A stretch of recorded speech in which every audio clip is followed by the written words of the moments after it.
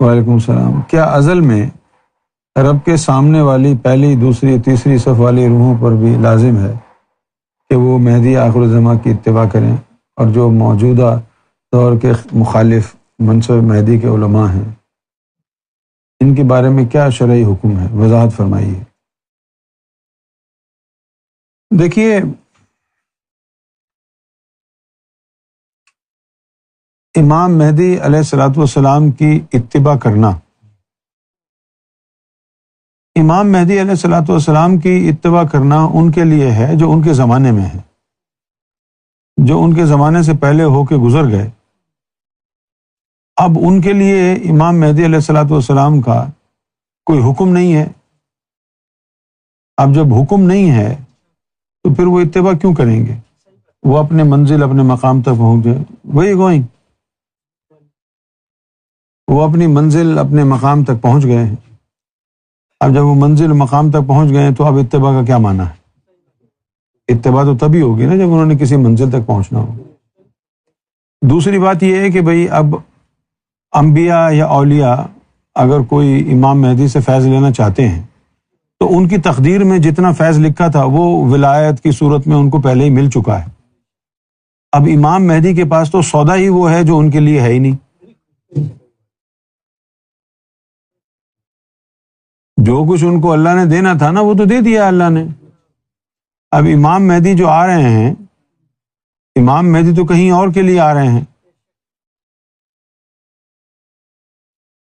دیکھو نا، ابھی 5 مرسلین آئے اور ان 5 مرسلین نے ایک ایک لطیفے کی تعلیم دے دی۔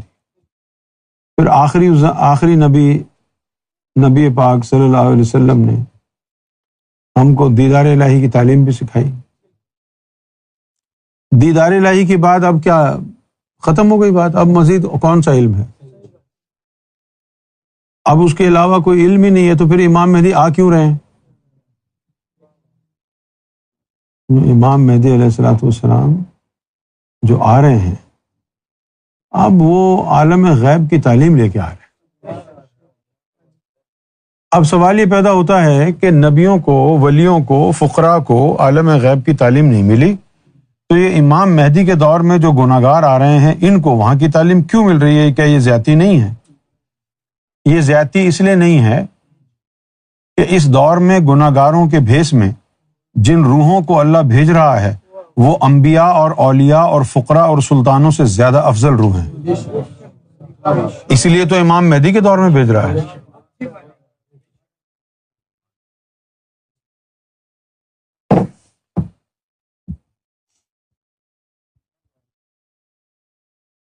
اسی لیے تو افضل ہے نا۔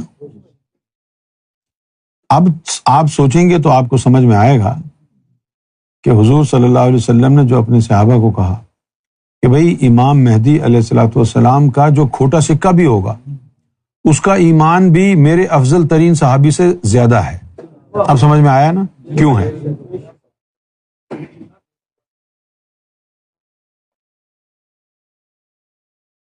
اب زیادہ ہی ہوگا نا پھر اس کا مقام، مرتبہ۔ یہ مٹی کا بنا انسان، یہ گناہگار آدمی سرکار امام مہدی گوھر شاہی کی نظروں میں آیا، انہوں نے ضم کر لیا، اس کی رسائی عالم غیب تک ہو گئی۔ اب مقام اور مرتبہ تو گیا چولہے میں، تم یہیں پڑے رہو، ولایت کو چاٹتے رہو، وہ عالم غیب پہنچ گیا، ولایت کو چاٹتے رہو۔ ہاں وہ ولی نہیں ہے تو کیا فائدہ ولی بننے کا؟ تم ولی بن کے یہیں بیٹھے رہو، جنت الفردوس کے مزے لیتے رہو۔ وہ گناہگار پہنچ گیا ہے عالم غیب میں، اور ان ولیوں کو خیال بھی نہیں آیا کبھی، حالانکہ اللہ تعالیٰ نے تو قرآن مجید میں کہا تھا عندہ مفاتیح الغیب لا یعلمها الا ہو، کہ اللہ کے پاس عالم غیب کی کنجیاں ہیں، اس کے علاوہ کوئی نہیں جانتا ان کو۔ پوچھو نا جا کے بھائی یہ عالم غیب کی کنجیاں کہاں ہیں اور ان کا کیا مصرف ہے، ان کا کیا فائدہ ہے، ہم کو بھی ایک آدھ دے دو۔ اگر کوئی پوچھتا تو پھر اللہ بولتا بھی اس کو کہ چل چل ولی بنا دیا، بہت ہے، آرام سے بیٹھ جا کے۔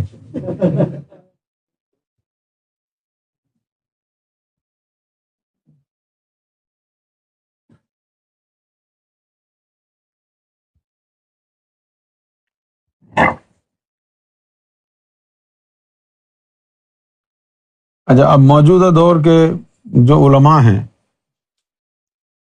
دراصل میرا اختلاف ہے اس بات سے کہ جس کو علم پورا نہ حاصل ہو اس کو عالم دین کہا جائے،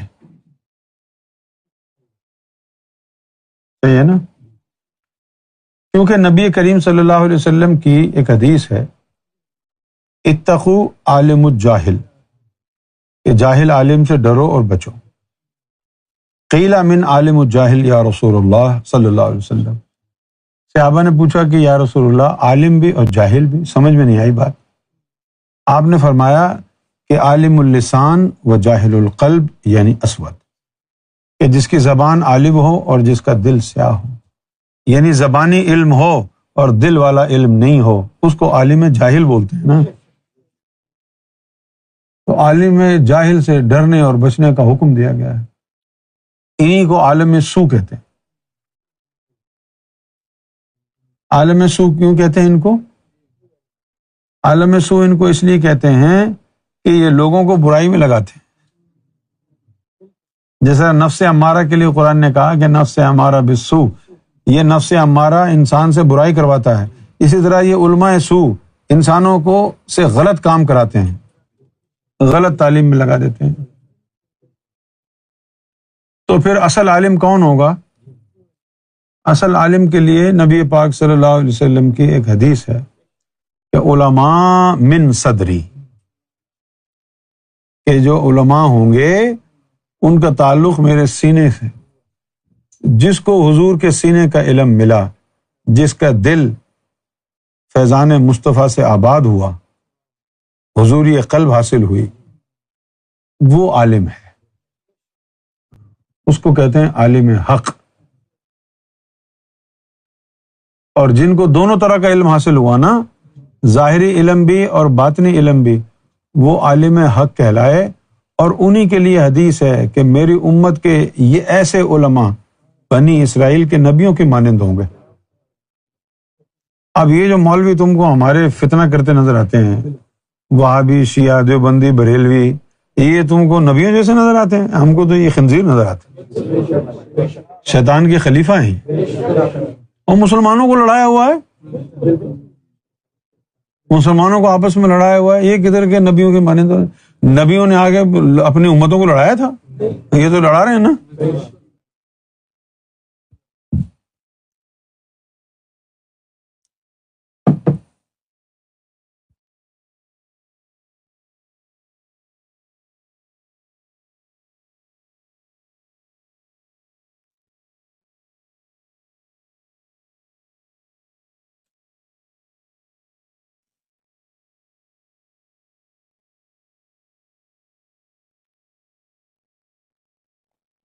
انور کے ہاتھ، will سرکار take any soul to عالم غیب who came before the advent of Imam Mahdi? Imam Mahdi will take any soul as long as Imam Mahdi is convinced, as long as you please Imam Mahdi. Whether you joined Imam Mahdi before the advent or after the advent, it doesn't matter. اگر امام مہدی کی نظروں میں آ گئے، ان کے قلب کو راضی کر لیا، تو بس وہ تو مالک کل اختیار ہیں، ان کو پوچھنا تھوڑی ہے کسی سے، ان کی اپنی مرضی ہے۔ اب جب ان کی مرضی ہے تو بس مرضی ہے، نہ کوئی قانون ہے نہ کوئی شریعت ہے، ان کی مرضی ہے بس۔ ہاں جی بس ٹھیک ہے تم آ جاؤ، ختم۔ انہوں نے بولنا ہی تو ہے بس۔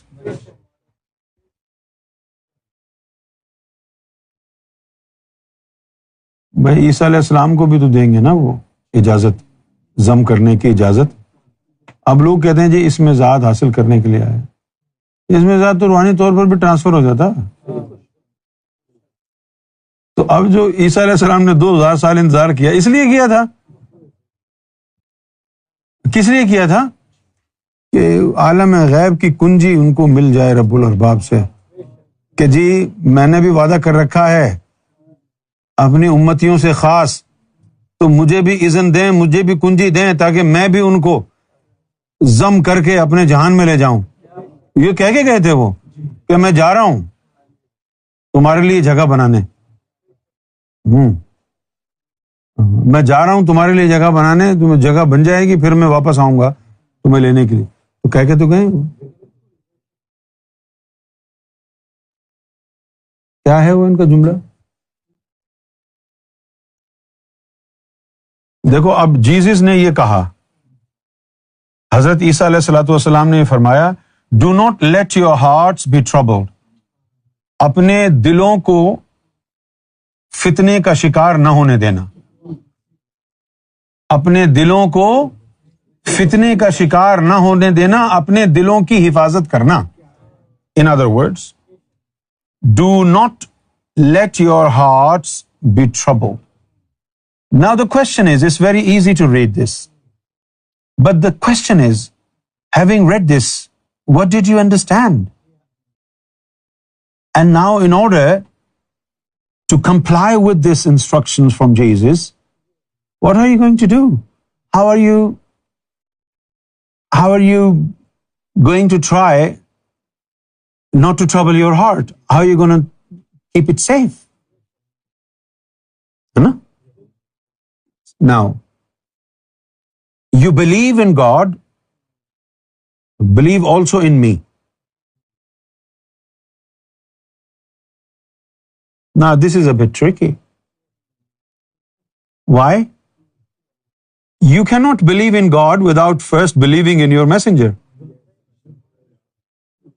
It's tricky. اب وہ کہہ رہے ہیں کہ تم اللہ پر تو یقین رکھتے ہو، لیکن تمہیں مجھ پر بھی یقین کرنا ہے. اس کا کیا مطلب ہوا؟ بھائی نبی کے بغیر اللہ پر یقین کیسے آئے گا؟ او یار وہ یہ بات کہہ ہی نہیں رہے.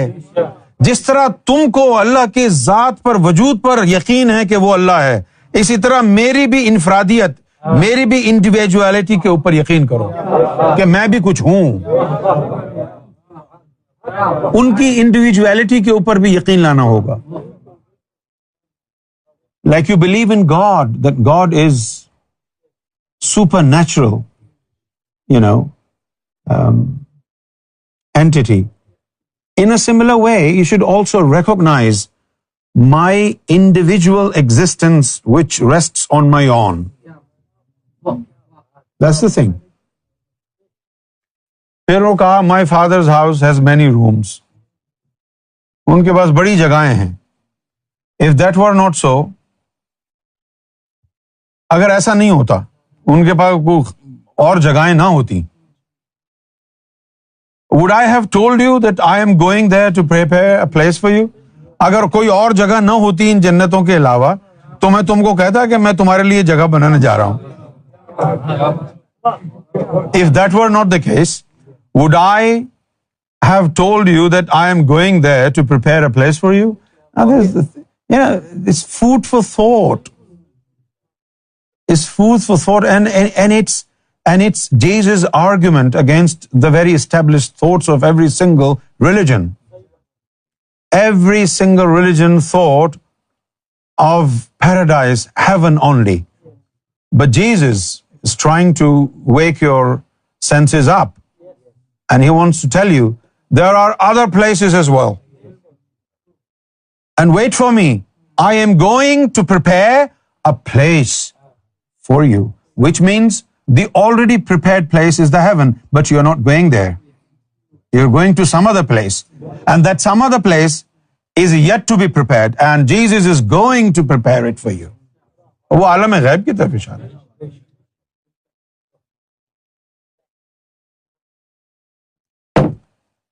And if I go and prepare a place for you, now this is very important. And if I go and prepare a place for you, I will come back. I will come back and take you to be with me. Wah, wah.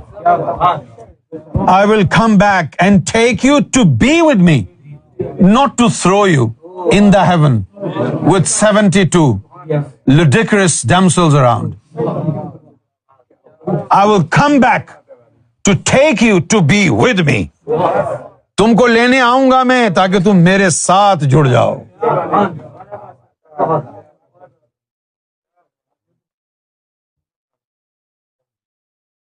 اب اتنا یقین تو Jesus کو تھا کہ ان کو غیب کی کنجی مل جائے گی امام مہدی سے، تبھی تو کہہ رہے ہیں میں جا رہا ہوں، جگہ تیار کروں گا پھر آؤں گا میں.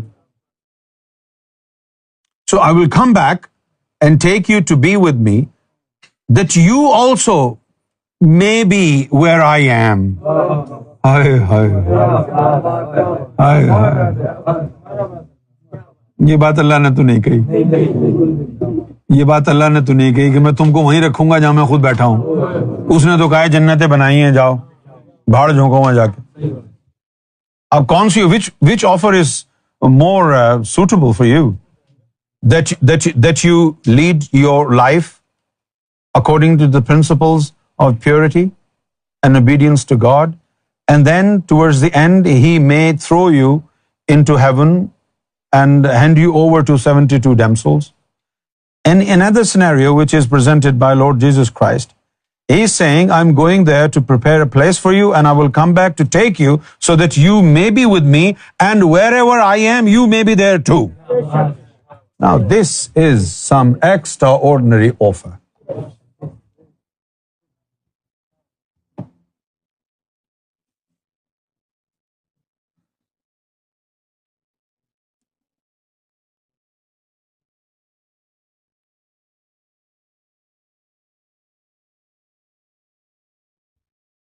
پاکستان میں انجمن کے بہت سے لوگوں نے یہ کہا کہ یہ جو عالم غیب کی باتیں یونس کرتا ہے نا، یہ سب اس کی من گھڑت باتیں، سب اس کی اپنی بنائی ہوئی باتیں. میں یہ سن کے تو بڑا خوش ہوا کہ یار اتنا ٹیلنٹ ہے مجھ میں. ابن صفی کے پاس بھی اتنا تخیل نہیں تھا، گھر بیٹھے وہ عالم غیب کی کہانی بنا لے.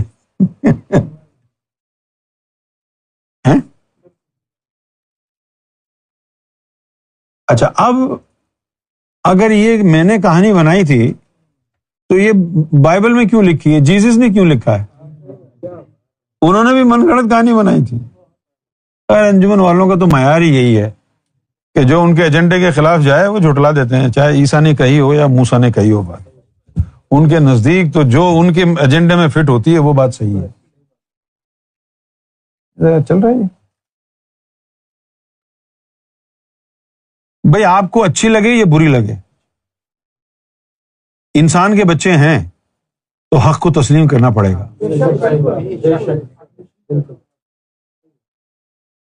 اب وہ دور چلا گیا ہے، کیونکہ اب تو رسائی اوپر تک ہو رہی ہے نا،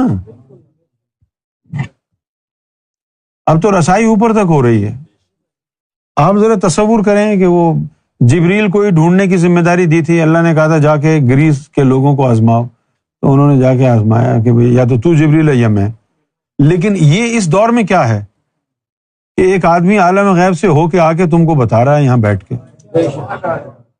کہ وہاں ایسا ہے، وہاں ایسا ہے، وہاں یوں ہے، وہاں یوں.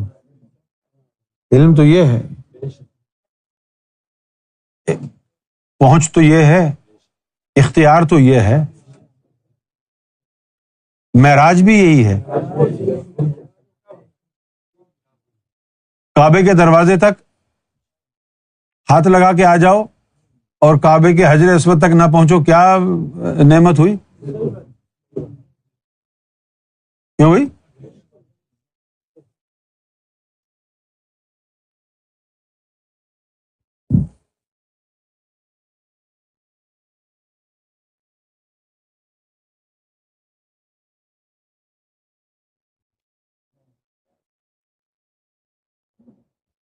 اور جن لوگوں کو عالم غیب کے حوالے سے وسوسے آتے ہیں تو قرآن کی یہ آیتیں وہ اپنے سامنے رکھ لیں، ٹی شرٹ کے اوپر لکھوا لیں تاکہ بار بار یاد رہے. فَقُلْ إِنَّمَا الْغَيْبُ لِلَّهِ. ایک بات تو یہ کہی اس نے کہ یہ بتاؤ کہ غیب صرف اللہ کے لیے ہے، یعنی وہاں صرف اللہ رہتا ہے. تو قرآن مجید نے یہاں تک بات ہمیں بتا دی کہ غیب تو ہے لیکن وہ صرف اللہ کے لیے ہے، آپ کے لیے نہیں. یہ تو ثابت ہو گئی نا. اس کے بعد پھر قرآن نے یہ بھی کہہ دیا کہ عندہ مفاتیح الغیب، کہ اللہ کے پاس غیب کی کنجیاں ہیں۔ کنجی کس کو کہتے ہیں؟ جو تالے کو کھولتی ہے۔ اس کا مطلب اس راز پر پردہ ڈالا ہوا ہے، کنجی اجازت ملے گی اللہ کی طرف سے تو وہ کھلیں گے راز۔ کیوں بھائی؟ عندہ مفاتیح الغیب لا یعلموہا، ان کنجیوں کے بارے میں کسی کو نہیں پتا۔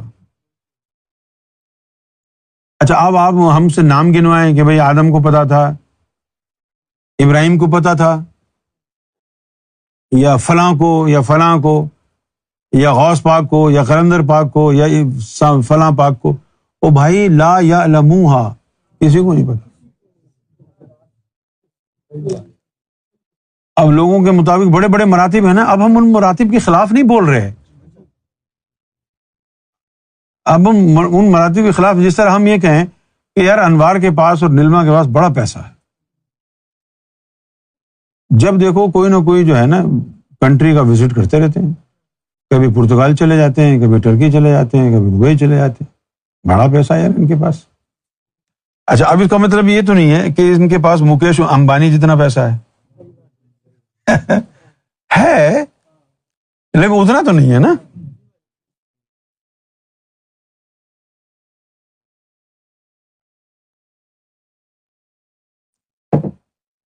تو اللہ تعالیٰ نے اس بات کو بھی بیان کیا ہے کہ وہاں پر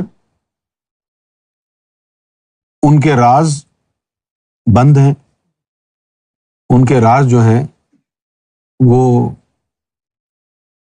کورڈ اپ ہیں، کسی کو نہیں پتا ان کے بارے میں۔ لیکن اللہ نے فرمایا ہے کہ اس کے پاس غیب کی کنجیاں ہیں جن سے وہ غیب کا راز کھل جائے گا۔ اب بھائی اللہ نے یہ بات قرآن شریف میں نازل کرنے کا مطلب کیا ہے؟ انہوں نے کیوں نازل کی؟ اگر انہوں نے غیب کو چھپا کے ہی رکھنا ہوتا تو قرآن میں بیان کرنے کی ضرورت ہی نہیں ہوتی۔ بھائی آپ کی کوئی شاپ ہے اور آپ نے پروڈکٹ سامنے رکھ کے لگائے ہوئی ہیں، اور لوگ آ کر کے پوچھیں ہاں بھائی یہ کتنے کی ہے، تو آپ غصے میں کہیں ارے ہٹ، یہ بیچنے کے لیے نہیں رکھی میں نے۔ ابے بیچنے نہیں تھی تو رکھی کیوں سامنے؟ سوچنے کی بات ہے نا بھائی، جب آپ نے بیچنی نہیں تو پھر یہ کیا ہے؟ تو اس طرح اب اگر اللہ نے یہ کہہ دیا ہے کہ عندہ مفاتیح الغیب لا یعلموہا الا ہو، کہ اس کے پاس غیب کی کنجیاں ہیں، وَعِندَهُ، سورۃ الانعام میں ہے، پڑھ لیں، یہ میں نے نہیں لکھا قرآن، اللہ کا قرآن ہے۔ وَعِندَهُ مفاتیح الغیب، کہ اس کے پاس غیب کی کنجیاں ہیں، لا یعلموها الا ہو، اس کے علاوہ کس کو۔ تو مراد کیا ہے کہ بھئی تمام انبیاء کی امتیں سن لیں کہ یہ بات سننے کے بعد کہ اللہ کے پاس غیب کی کنجیاں ہیں، اپنے نبیوں سے نہ کہیں کچھ، جا کے کسی کو کچھ نہیں پتا، ڈائریکٹ اللہ سے مانگنا ہے۔ جو تمہاری رسائی ڈائریکٹ اللہ سے کر دے اس کے قدموں میں جھک جاؤ، کیونکہ باقی کسی اور کو پتہ ہی نہیں ہے۔ بھائی اگر عیسائی ہے کہ میں عیسیٰ سے پوچھوں گا، ارے ان کو پتہ ہی نہیں ہے۔ یہودی کہیں جی ہم اپنے موسیٰ علیہ السلام سے پوچھ لیں گے، وہ موسیٰ، عیسیٰ، آدم، ابراہیم اور یہ وہ کسی کو کچھ نہیں پتا۔ ان کنجیوں کا اللہ کے پاس ہیں، صرف اللہ ہی ان کا راز آپ کو دے سکتا ہے۔ کیوں بھائی اتنی بات سمجھ میں آ گئی؟ ہاں، اب سوال یہ ہے کہ اب غیب کی کنجیاں لینے کے لیے پہلے تو اللہ تک جاؤ،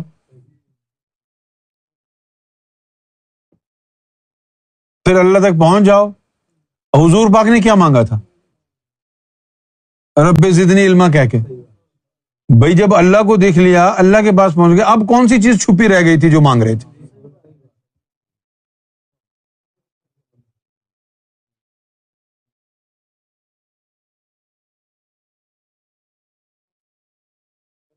جس نے اللہ کو دیکھ لیا اسے کیا چھپا رہ گیا؟ اللہ کے علاوہ کچھ ہے؟ اللہ کو دیکھ لیا تو سب کچھ ہی دیکھ لیا نا، اب پھر کیوں کہا رب زدنی علما؟ تو غیب کی کنجیوں کی بات کی ہوگی نا، یہی کہا ہوگا کہ بھائی وہ کہاں ہے،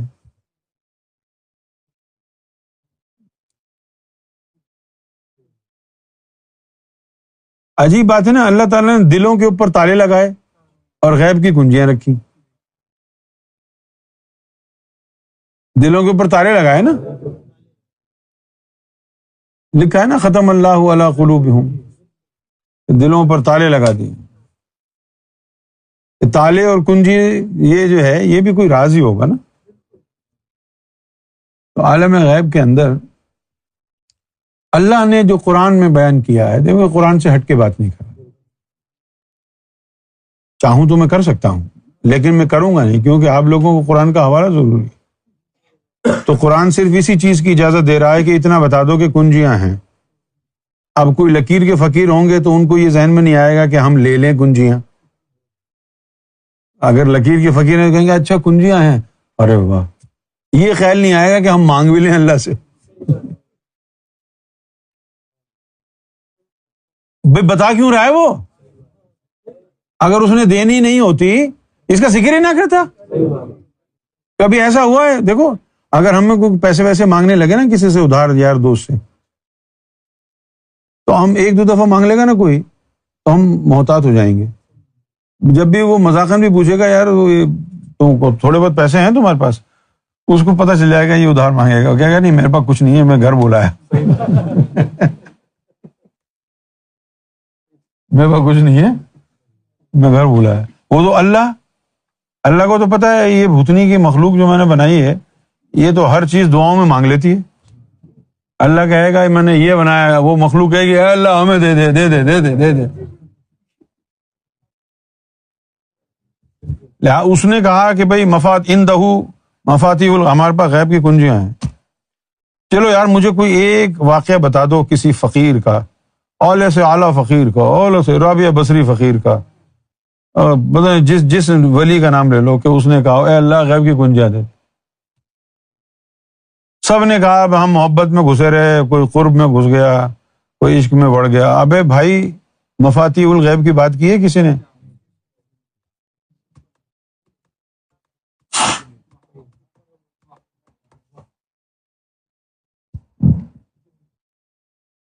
ہمارے علاوہ کسی نے قرآن سے یہ نقطہ نکال کے بیان کیا ہے آگے؟ 14.5 سال سے قرآن میں ہے، کسی نے بات ہی نہیں کی کہ اللہ سے غیب کی کنجیاں مانگو. یہ بات کسی نے نہیں. آپ نے سنا ہے کسی مسجد میں کسی مولوی کو یہ بولتے ہوئے کہ بھائی ہے نمازیو، نماز ختم کر کے ہم اللہ سے غیب کی کنجیاں مانگیں گے؟ الگ الگ. تو معلوم یہ ہوا کہ عالم غیب ہے، اس کی کنجیاں بھی ہیں. نبی پاک صلی اللہ علیہ وسلم چلے گئے، دنیا سے تشریف لے گئے، تو دنیا سے تشریف لے جانے سے پہلے جتنے مقربین انہوں نے بنائے تھے اپنے دور میں، نہ انہوں نے کسی کو کہا کہ عالم غیب کی کنجیاں ہیں اور حاصل کرو، نہ ان میں سے کسی نے کہا کہ بھئی وہ عالم غیب کی کنجیاں ہیں تو دلا دو ذرا. بھائی ادھر ادھر کی باتیں کرتے رہے. زیادہ سے زیادہ کیا ہوا؟ ولی بن گئے، فقیر بن گئے. جیسے ابھی وہ کہہ رہے تھے 2.5 قلندر بن گئے. قلندر بن گئے تو کیا ہوا؟ مفاتیح الغیب تو ادھر رکھی ہوئی. یہ جو کرم، یہ جو فضل گوہر شاہی دینے آئے، اس کو قلندروں سے اس کا موازنہ نہ کرو، سلطانوں سے، عاشقوں سے موازنہ نہ کرو. اس کا موازنہ عاشقوں سے نہ کرو، قلندروں سے نہ کرو، فقیروں سے نہ کرو. یہ کوئی اور چیز ہے.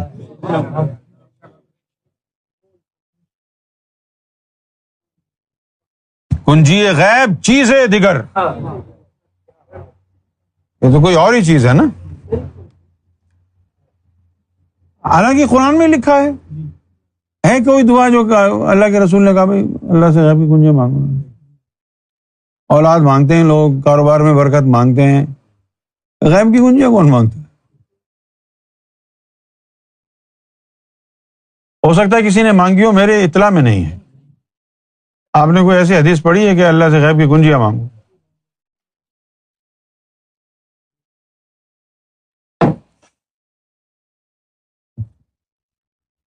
اچھا ان کو تو پتہ ہی نہیں تھا جو مانگتے، ہم کو معلوم ہے ہم پھر بھی نہیں مانگ رہے.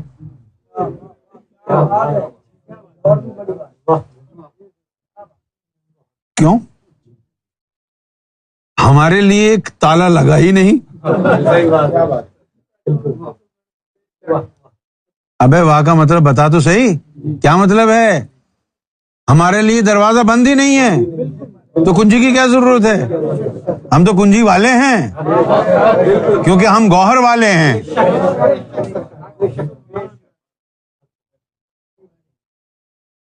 تو کنجیاں کس کے لیے ہوں گی؟ یہ کنجیاں لینے کے لیے عیسیٰ علیہ السلام 2,000 سال انتظار کرتے رہے کہ یہ کوئی کنجی مجھے ملے. تو یہ جو میرے ماننے والے ہیں جتنے بھی ہیں وہ زیادہ نہیں ہے، میں تو ایسے ہی ہے بس. یہ تو کوئی ان میں عیسیٰ علیہ السلام کے ماننے والا نہیں، کیونکہ عیسیٰ علیہ السلام نے نہ تو خنزیر کا گوشت کھایا نہ شرابیں پی. انہوں نے تو پتہ نہیں کیا دین کا بگاڑ پیدا کر دیا دین میں. خنزیر کا گوشت بھی کھانے لگ گئے، شرابیں بھی پینے لگ گئے، سب کچھ ہو گیا. عیسیٰ علیہ السلام نے تو کچھ ایسا نہیں ان کو کہا تھا کہ ایسا کرنا، یہ تو غلط راستے پہ چل پڑے. یہی وجہ ہے کہ اب ان کے دلوں میں عیسیٰ علیہ السلام کی محبت بھی نہیں ہے. آپ کو لگتا ہے ان کے دل میں عیسیٰ کی کوئی محبت؟ جیزس کا نام کرسمس کے اوپر سننے میں آتا ہے بس، اور وہ بھی کرسمس زیادہ سننے میں آتا ہے. جیزس تو بیچارے وہ 2-4 جو خاندان ہیں آرتھوڈاکس، وہی بیچارے کرسمس اس جیزس کو ماننے کے انداز میں مناتے ہیں. باقی اسکولوں میں رہ گیا ہے، اسکولوں میں ہوتی ہے نیٹیوٹی کی تقریب، باہر تو کرسمس ہی کرسمس ہے بس. ایک یعنی کمرشلائزڈ ایک گلوبل ایک فیسٹیول ہے جس میں بس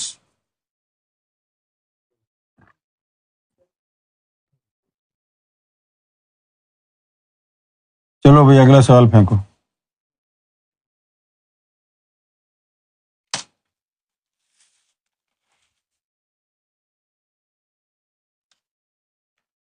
ظاہر شاہ اس کا کیا مطلب ہے کہ I'm going to prepare a place for you, اس کا کیا مطلب ہے؟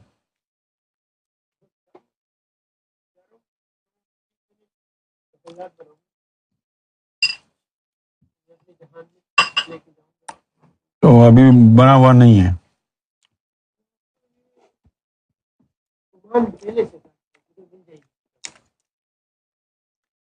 نہیں یار، میں نے کچھ اور پوچھا ہے تم سے. میں نے پوچھا ہے اس بات کا کیا مطلب ہے I'm going to prepare a place for you. What does it mean? Does it mean the place is not prepared اور it mean something else?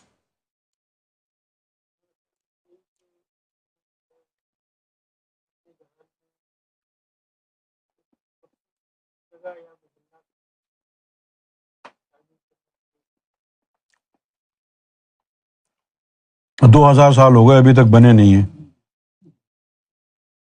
ہوں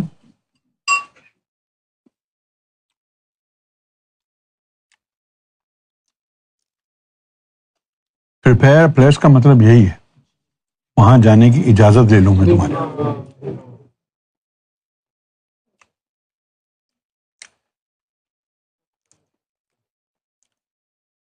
اجازت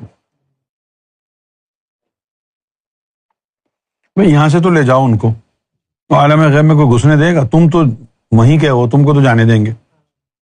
اور تم جو یہ لٹرم شٹرم پیچھے لے کے جاؤ گے مینینز، ان کو اندر کون گھسنے دے گا؟ تو اس کے لیے اذن چاہیے نا.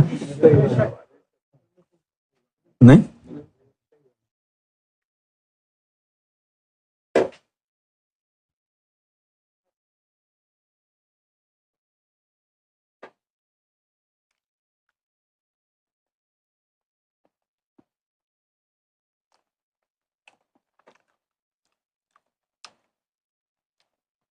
تم میں سے کس کا دل کرتا ہے وہاں جانے کو؟ نہیں پوچھ رہا ہوں جو اس کا جواب دو نا. تم میں سے کس کا جی چاہتا ہے وہاں جانے کو؟ وہ وہاں چلے گئے، وہ نکل تو نہیں سکتے وہاں سے، تو پھر اللہ سے تو تعلق نہیں رہے گا، پھر اللہ کے پاس تو نہیں جا پاؤ گے. پھر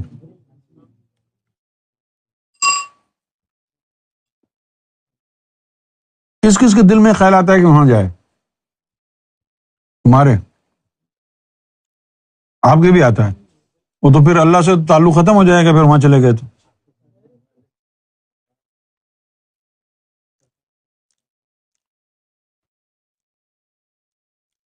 ویسے بھی اللہ کون سا تم کو اپنی گود میں بٹھائے گا؟ کسی جنت میں ڈالے گا نا۔ تو میرے بھائی یہ حوروں کے خیالات کو دل سے نکال دو، یہ شہوت ہے کہ وہاں حوریں ہوں گی، مزے آئیں گے، وہ نہ ختم ہونے والی زندگی ہے۔ حوروں کے ساتھ ایک دن اچھا گزرے گا، ایک مہینہ، ایک سال، 10 سال گزر جائیں گے، کوئی چینج نہیں آئے گا تو بور ہو جاؤ گے، کیا کرو گے پھر؟ وہ تو روز اپنے جلوے تبدیل کرتا ہے، وہ تو بور نہیں ہونے دے گا۔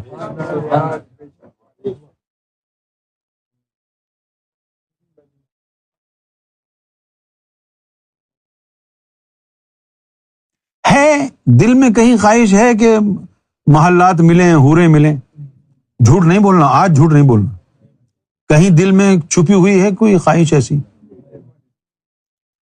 ارے رہنا دو یار، اتنے بڑے ولی کہاں تم، کبھی دل میں خواہش پیدا نہیں ہوئی؟